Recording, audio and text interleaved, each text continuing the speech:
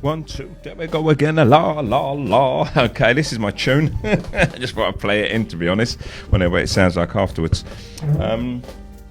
So yeah, tonight I thought I'd just go live, see if we can get a little discussion going about Laurence Fox and some of the claims that he made on TV.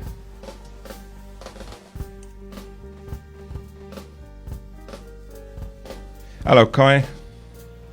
Good evening, my friend. Let me know if you can hear the sound, please. Hello, Jason. Nice. Hello, Thomas. That track that's playing, by the way, Kai, that's the tune I made a couple of days ago. It's kind of dark side, but I just need some vocals to go on the top of it. Hello, Ian. Okay, let's go live. Hi, I'm the OBG. Right, yeah, tonight I thought I'd just see if I can get a little discussion going, if people are willing to put some input in. Hello, Bat. Regarding Laurence Fox. It's the first time I've ever heard of him. I think he's an actor. But he was on a show on television. I've just got it up live here. Let me just have a look. So, significantly famous. Okay, James Hathaway, TV's Lewis. I don't know what show he was actually on, but I'm kind of getting fed up with people behaving in this way. And oh, you can't see me. That's weird.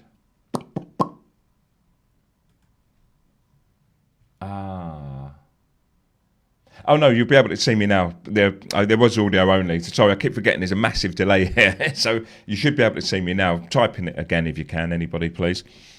And I'll go again from the top. Let's have a look. Let's go gnarly. I've been smoking on my show a lot lately. Come to think of it, that's why. It's like I can't live without them. I'm going to do it. Yeah, so let me know if you can see video. You should be able to. Everything has reading right, audio levels, and I can see me on video. Hello, Barry. I'm talking about Laurence Fox. You did send me something on WhatsApp. Yeah, Thomas, big up. How you doing, man? I'm in Valencia, Bat. I thought we spoke since I came over. Okay, cool. You can see me. Right, there's a massive delay there, so like 40 seconds or more. But, I just want to talk about this quickly. And once again, listen carefully to what I have to say. And if you've got any questions, ask me if you're not sure, rather than, making assumptions about what I'm alluding to and so on. And really, it's about what Laurence Fox said regarding white privilege. Now, he said that as a white person from a position of privilege, typically. He's a highly paid actor. He can get on the television to talk about his views, whereas the average black person who shares those views doesn't have a voice and can't talk about those things. And when you look at the percentage of white people in that position compared to black people, it's phenomenally high. It's like only about 7% black people in the UK. Now, obviously it's England and it's changing, and it's got predominantly white people there. So it's obviously a privilege to be white there and to get a spot on television at prime time to talk against people who claim that there is some white privilege. Now, one of the points that he also made, and it just doesn't sit with me, is he claims that the police turned a blind eye to black crime against white girls.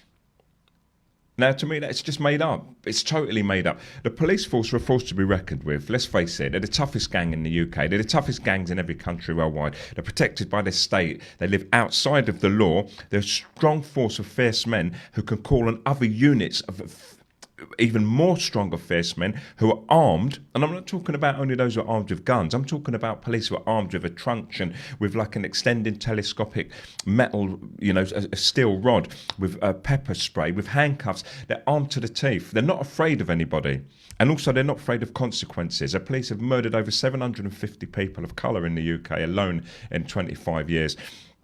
And there's only ever been one charge brought against a policeman for killing somebody.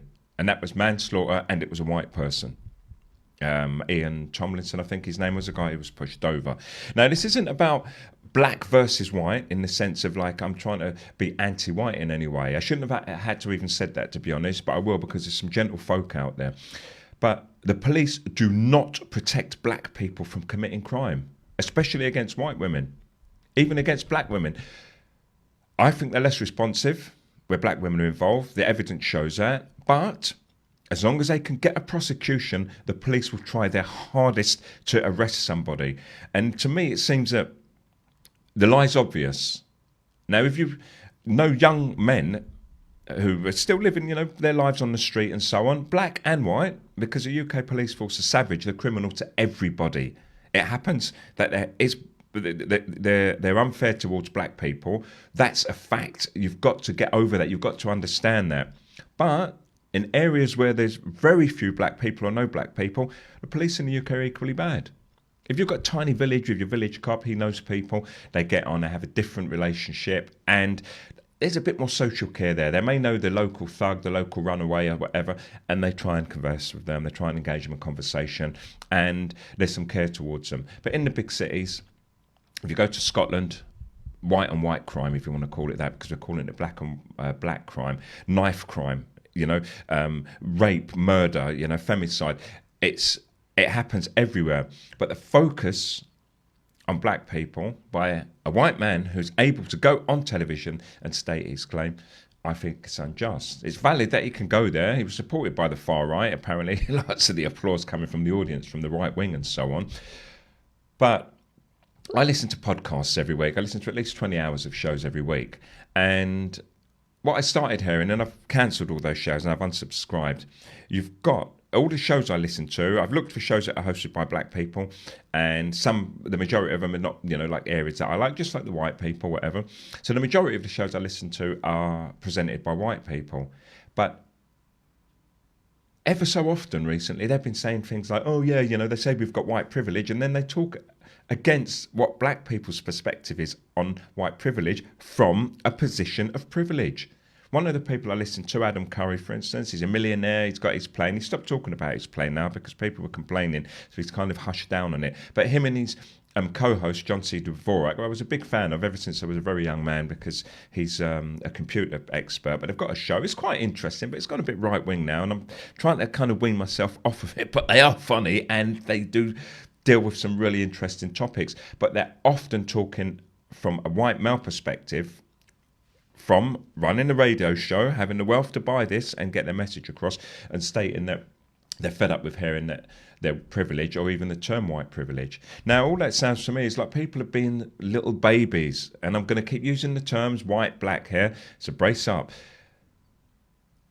If people are complaining about being in a certain position in life, for in example, black people, and they have a perspective of how they see life, rather than people trying to understand or hear what those opinions are, they simply get up into their positions of privilege on a television show in prime time and say black people are at fault. And the woman who said that he was living off of his white privilege, or using his white privilege, he had the front to call her a racism, a woman, a black woman. How is she in a position to hold this guy down economically and politically? She has no power at all. All she's going to get is maybe some black women and black men and white people too who support her, liking what she has to say. But he gets the support of the police force, the far right who have got parties in power, and the Conservatives who are in power. And there seems to be an imbalance there. And to me, that's just what white privilege is, exactly that. Fuck's sake, sort it out. So, it was in the news today. I saw a little headline of it this morning, actually, but I didn't even bother to read it. I was just like another white guy in a position of privilege complaining that people of colour use the term privilege to him. And a good friend of mine, he's here in the show. He sent me a link to it also privately, and just asked me what my view was on it. And I put it down, and I just started doing the show immediately. And this is my response. So I hope you still have my friend. Is it okay to say your name? If it is, just type it in. And I want to tell a little story about you, a good one. Let me know if I can have the go ahead on that. And this is why I brought it up. So even if you don't know the story, if anyone's got any views, any opinions about what I just spoke about, or if you want to talk about it, the subject, let's keep it at white privilege. Not knocking it or putting it down in any way. Try not to do that. Just about what it is, why it is, and who it is, and why people are reacting so strongly against it. Because black people, when I say black people, I'm using the term because of the way that we've created it as a brand and an image, because this is why people don't like the term black people. Typically, you say an Indian woman, a French man, a Canadian guy, and a black man. And we talk about people like me by colour, not by country, not by, the area you live in or so on. And this happens all the time. I can be talking to someone and they'll say, I was at a party last night, and I go, that Canadian guy was really funny, wasn't he? That American guy, did you to the Greek woman? She was quite cool. Oh, and that black guy. And it's like, well, what country was he from? And what it does, it puts us into a brand. Black, so black means something. It was a black, that black guy, this black guy came in, and immediately we're meant to conjure up thoughts of what black people are like. And I understand we're going to do it for types of people, because when you say a French person, we try and do the same. But was he Ghanaian? Was he an American? Was he English? And then we don't speak about the country. And typically people are formed from their culture. I'm very English in my ways because I was born in England, but I happen to have melanated skin. But if people just say, that black guy, then straight away people try and conjure up some image, whether it's positive or negative, but it's just based on colour. Oh, yeah, he's really cool. Oh, he sells drugs. Oh, he's a good dancer. He's a rapper and so on. And with the Greek guy, you just think, oh, yeah, Greek guy, yeah, carry on. And you want to hear the rest of the story. So people need to listen more. White privilege isn't just made up. People didn't just wake up one morning and say, like, wow, you guys have privilege and it's not fair. It's symptomatic of what people are experiencing and people are witnessing. The world's made up of like 70% people of colour and like 30% white people. But when you turn your telly on, when you look on billboards, whatever country you're in, by the way, you can be in the deepest part of Africa and there's an advert for skin cream and it's got a white woman on it. You could be in, Thailand, and you look up on the billboards, there's white people drinking Coca-Cola and so on. That's white privilege. White people are everywhere. They see there's images everywhere. And what it does, it helps you to grow and to build confidence in yourself and to feel, even on a smaller level for you more discerning people, more open-minded, superior. Because your image is the image. Ever since you grew up, I'm 55 years old, ever since I grew up until maybe 10 years ago, and even then it was quite sparse, but it's coming more common. I don't watch telly, but I did start watching a series the other day. To someone told me I must watch, and I thought, fuck me, things have changed. It's like 30 actors have gone in and out, and some passerbys in the scene, and there's at least 8 black people there, and I was quite surprised. And one of the black people had quite a regular role. It wasn't the black guy. You turn on a film and he's a bouncer, or he's tough, or he's fighting, or he's violent, or he sells drugs or something like that. And the white guy, he gets the woman. Every film I grew up watching, name me a film, name me your favourite film. Go on. Principal actor, white. Principal actor, white. Principal actor. And your little, on the side film, your diverse film, Blade, because it's got Wesley Snipes in it. It's a black actor. And more modern, as I said, up to 10 years ago, Kai Rivera, we bust jokes about him one day. What's his name? Jesus Christ. Even the names don't come to me easily. Denzel Washington. And there's a few others now, because as I said, I don't watch telly. They're up and coming. But all of my life and most of your lives, you grew up, and who gets the girl? Whether it's the English girl, the African girl, the Chinese woman, the Spanish woman, it's the white hero. So what happens is those roles need to be maintained and perpetuated. So when they need a new actor to play a new role in a classic film, the classic film of old had a white actor in it. Now there's a market out there. Don't forget, English people don't have to make films about black people if they don't want, or about Indian people or Greek people or whatever. But the film industry, like Hollywood, claims to be like all-encompassing and, voice of the world. So therefore, they should stop stereotyping black people and give them decent roles. And now we had, what's the name of that superhero film? The all-black cast. It was okay. It was good. They're making a change, but it's the same old shit. It's like, oh, we're going to take one actor, give him £20 million to be a film star. It's going to be all Hollywood, and it's that Hollywood, that corrupt Hollywood set, that corrupt, baby shagging, like bloodletting group of people who live in some secret cabal, and now they're going to take some black people into that. But those black people have to comply, because trust me, if they don't, they won't be a star anymore. What happened to Eddie Murphy? Eddie Murphy was a star. As long as he played the fool, yeah, ma'am, the wide-eyed, toe-tapping black character, he was allowed to perform. But as soon as he made some money and he made a film with an all-black cast, how many of you even know the name of the film? How many of you even went to see it? No one went to see it. And then you never saw Eddie Murphy for the next 10 years in films. And now, obviously, he's got a lavish lifestyle. He's got to feed himself. He returned. But he was playing half and half now. A little playing up to Hollywood and a little being himself. So, white privilege is a thing. And people have to understand that. It's all this, the residue from colonialism and imperialism, whereby Europe went out and destroyed the whole world and set up bases in every country. And they have the control, and they sold their image, and they sold their stories, and they sold their history to the whole world. So therefore, their image is almost godlike. They even stole Jesus from like Africa and, stories of religion, and made a white Jesus. These are facts. Everything every history book you read, everything you look at, it's not even if it isn't about the white guy, it's written by the white guy. Everything every program you've ever seen on Africa, I'll say this for nearly everybody in the room right now, it was made by a white company and has a white narrator.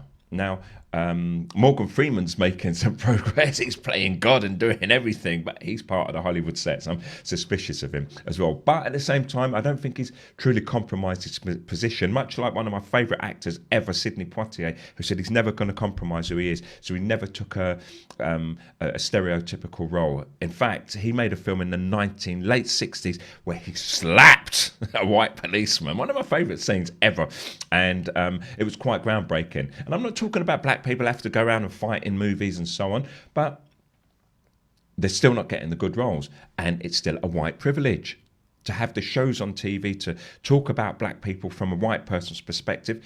It's valid, you can do what you like, but now I think because people are becoming more and more aware of those positions in society, the white male's getting afraid and he's starting to cry.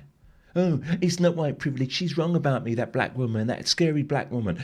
And it's not only race, it's also with sex as well. The white male feels really, really threatened. And for those good people, it's not a good position to be in, because people tend to generalise. So therefore, for the people who we are really talking out against, it seems to include you, but truly it doesn't. It's like me, I'm not offended. When you say something like, oh yeah, those young group of black guys who stabbed people in North London last week, I don't sit there going, oh man, that's out of order talking about black people like that. I don't feel like it's affected me, because I'm not one of those people, and those people did wrong.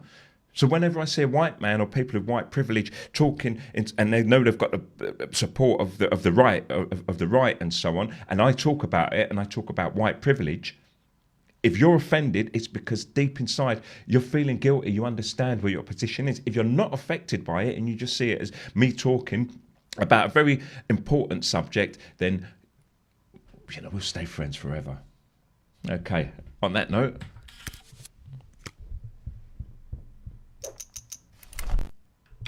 Okay, yeah, Jason, man, it's like, you know all this stuff. And yeah, Coming to America was a play-up film, Barry. And so, yeah, can I say, so Barry's in there. Barry was the guy who actually sent me the text today, and he asked me my opinion. Now, as I said, Barry and me, we hung around together. We grew up as part of our life, as young men, like very young. And so for him to ask me a question or my opinion, it's not just, oh, you're black, what do you think of this? It's like I said, my friend, like, what are your views on this? And he's got the confidence in me that whatever answer I give, whether he agrees or not, okay, that's my opinion, and that's it. It's not going to necessarily change his mind. If he disagrees with me, he just wants to hear what I had to say. If he agrees with me, then it's typically confirmation. But he's a smart guy. I don't know if I could talk about your job, not in detail, but just what you did as a career. But yeah, you know, he chose a really, really tough career in life, which I think not many men can actually do. And you know, he passed out and he stayed the course for a little while, and then, you know, he came back to set up his own business and so on. But he was the one who sparked this off in me. So thanks for that, Barry. Anyway, and if anyone's got anything else to say regarding this subject, please do go ahead. Hello, Elizabeth. Hello, Maria. Hello, John. So I was just talking about Laurence Fox and comments he made, the little cry he had about a black woman saying that he's talking from a place of white privilege, and then he ends up calling her a racist. I said, that's racism. And one of the problems with the people who are typically called out for being positions of white privilege, in my view, is I don't think they truly know what racism is and how it's endemic, how it's a part of a society that's run and controlled by white people to keep black people held down and in place. We're human beings. We all have exactly the same capabilities. But one of the things, and you're going to have to admit this to yourself, I'm going to say it straight now. As a black man who belongs to a group of people, human beings, that is, one group, but it's been sectioned into the lowest caste, RC3 they call it in the UK at least, the third race. I've done really well for myself. For every obstacle, here I am, alive and talking. And that's the kind of success, which means we've had to work on occasion, like women do in a male-dominated society, twice as hard just to keep our heads above water. So when we sometimes look up and we've had enough and go, mate, you guys have got some privilege, you know, your lives are really easy. No one wants to step back and go, you know, actually, my position is one of privilege. I've got a privileged position. I was talking to my friend tonight, Lewis, a human brain, a thinking man, and it was about privilege. And I said, I understand that I'm in a position of privilege. I didn't truly understand it until I started traveling. And when I've been to so many countries around the world, I'm like, Jesus Christ, anyone who complains about poverty or complains about a hard life in England, you're just not working hard enough. We have so much privilege in England. Even me as a black man, England, free education, free bus travel until you're 16 years old, free school meals, well, used to anyway, hot water on tap, cold water on tap, cooking facilities, gas piped into your house, electricity piped into your house, lights on all day and night. You can walk down the street and the billboards are actually made of LEDs, lit up using electricity like it's free. It's not, but just resources and resources and resources. We live in a country where if you want to eat well, you can eat from a selection of food and you can buy it in your local supermarket from almost every country on the planet. That's privilege, and I get it. But when you talk about someone who's in a higher position than you, not on a humane level, we're all the same, but economically, and what I talked about, seeing that image everywhere in the world as being the dominant figure, and then you tell them that they even have another level of privilege, all they do is cry and fight it. Boo bloody who? What privilege, they say. You have white privilege. Get over it. And even for those people who want to fight me and go, oh no, you don't understand, I'm working class like you. I know. But what I explained earlier, if someone's talking about a subset of black people doing something shitty, I don't feel threatened or I don't feel bad for it. But as soon as I say something like, oh yeah, you know, white guys in privilege, then some of you guys come screaming at me, oh no, you don't understand, I'm working class like you. I was born. I know. It's not about you. Okay, rant over.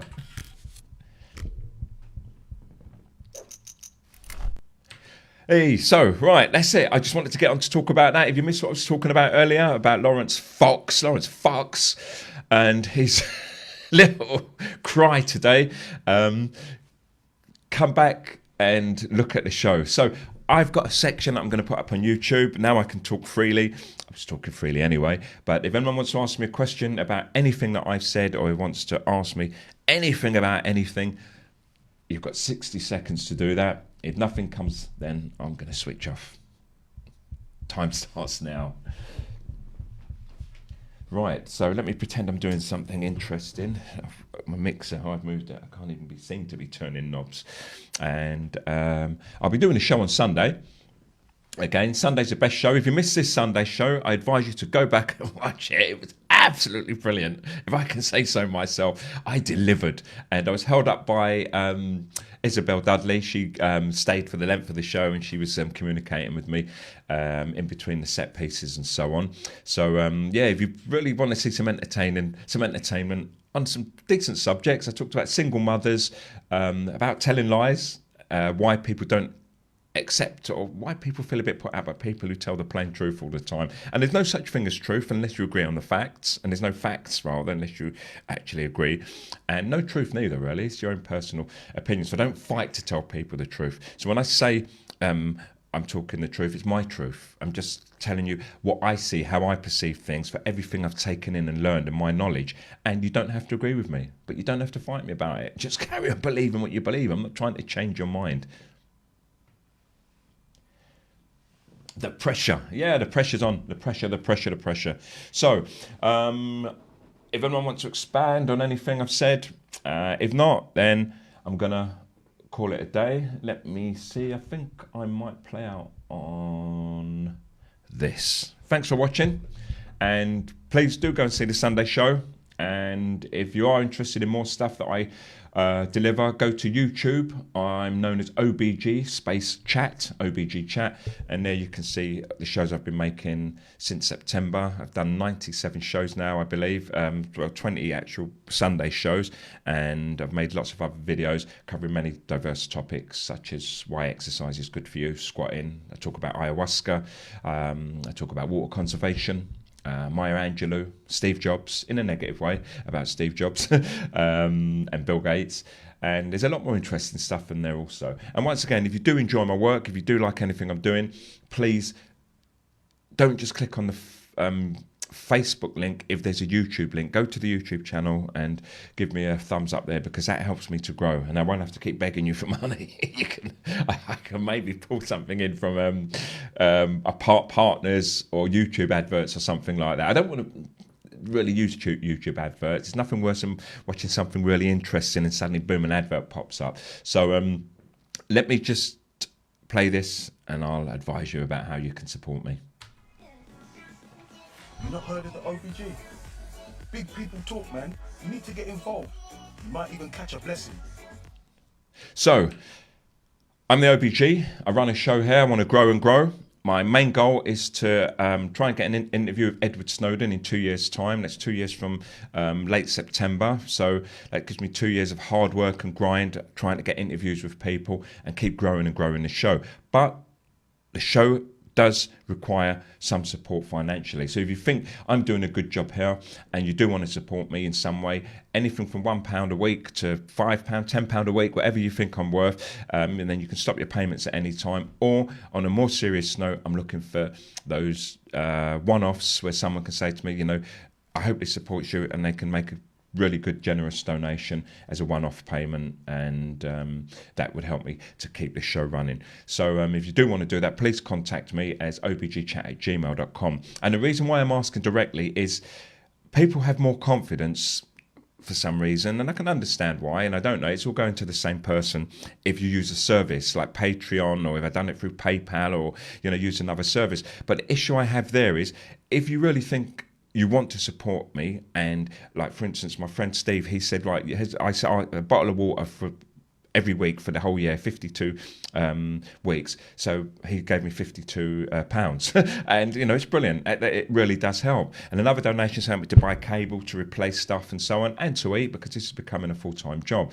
And the reason I don't use the services is simply because if you think you do want to support me, you want to give me £1, I don't think we should give someone else 20 pence of that for just simply transferring the transaction. I'd rather you spoke to me in private, you took my bank details or method of paying, and you just done it directly. And that way, the support that you are trying to show me financially comes directly to me, rather than a third party somewhere who's making millions of pounds by stripping off the odd 20 pences and 10 pences per pound. So let me get back to what Farron H. Jacobs said. And he said, yeah, I agree with that bit about privilege of the welfare. I think the problem comes with not defining terms. Some people read white privilege as all white people more privileged than all non-white people, which can cause difficulties. So I understand that. So that's true. And what it is when we just say that, because if someone said to me, oh yeah, black people are muggers, it would seem more offensive, and I'd want to try and address that. But if someone said black knife crime in West London, then I'm not going to feel offended. I understand what they're talking about. I know what they mean. I'm not going to say not all black people, commit knife crime, but that's what they're talking about, that particular area. And it's the same. It's not like, white people are privileged. It's not that. It's white privilege. It's about some white people with privilege. And if they've got it, I don't care. It doesn't bother me. If they try and hold me down and I just have to fight them or fight any system that they put in place, which is the system, but I try and live my life and help people in my immediate surroundings, and I try not to go too hard on that or to trying to waste too much energy. I want to go from the cradle to the grave without having to fight everyone who's got a different idea. But at the same time, sometimes I just want to be vocal about it like everyone else does. And there's nothing worse than me standing up and saying from my spot of privilege here, because I've managed to build this and it's given me the ability to communicate. But I have to ask people for donations to support me. Hopefully they're forthcoming. But this guy doesn't. He's an actor. He's probably on 200 grand a year anyway. And he's famous for that, for presenting a lie to people, being someone else. And when he wants a voice, he can just go on primetime television and state his opinion, which negates the complaint of the people who see people like him in a position of privilege. And that doesn't sit well with me. Right? And as Barry said, how do we address it? And it's a tough question. People are working on it in so many avenues. People are more brighter than me and people who are more studious. But for me, I say that the first step is to talk about it. And that's what's happening. People are starting to complain. People are starting to see it for what it is. And people are starting to be vocal. But people like Laurence Fox are shouting it down from his position of privilege.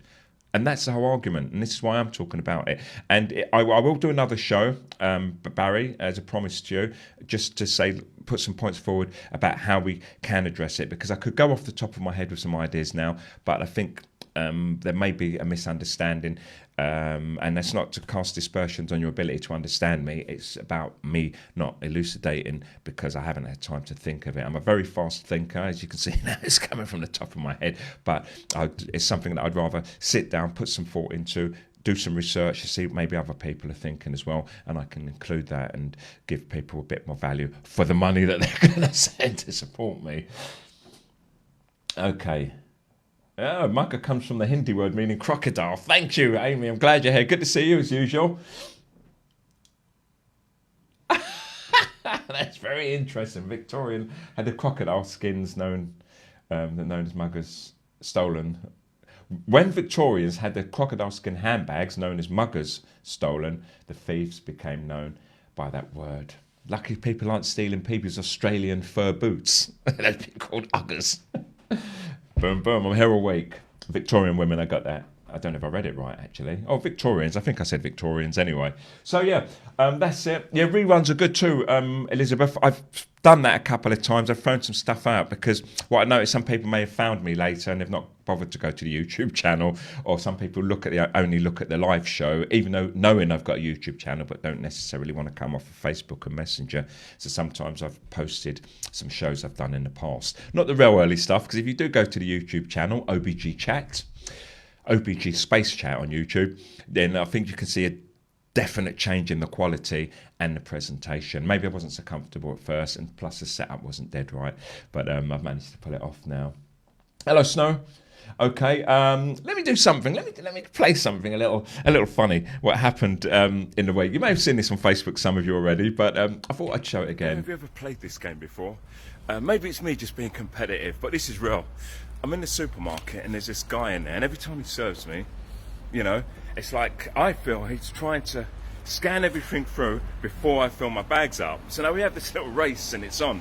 It's non-verbal, but I went in there today. I just came out, in fact, and I put my stuff down. I gave him my shopper's card. I'm old officially, by the way, because I never ever had a shopper's card. You don't when you're young. You just think, what's the point? I've got money to burn. But now I've got one. So I put my shopping down, and before he had a chance to even scan the first item, I said, "Wait a minute, can I have dos pulsas grande, por favor?" 2, large bags. So he put the bags down, and very politely, as they do over here, they open the bags for you, so you can start putting your stuff in. So he put the bags down, and boom, game on. He started scanning the stuff through, bam, bam, bam, bam, bam, and I'm filling my bags up as quick as I can, trying to get the stuff into the bags in time. Both bags filled up, and I lost. But I'll be back. Just thought I'd lighten things up a little with that little story. I'm the star of my own bloody videos. I'm looking for video clips. If anyone's got them, do send them in. And I've got a collection of stuff I want to play, typically to end out on a happy note when I have a little moan. And it's not because I don't think people don't like hearing moaning, but people don't like hearing moaning. And sometimes it's nice to go out so people can leave feeling a little better about themselves. So, on that note, thank you so much, everyone, for listening tonight. If you just caught the tail end of it, do go back and you can see why I was ranting. Thanks very much, Jason. Thanks, Barry, Elizabeth, Ferren especially. Thank you for that. And Kai Rivera for coming in tonight. And Thomas also. Just to know you're there and saying hello really supports me. I am the OBG. I don't think people really know the true hypnotic power of television. You know how it pulls us in and just keeps telling us to consume, buy, and tells us to hate each other and separates us and causes great divides, all under the name of entertainment. And every time I turn on my TV,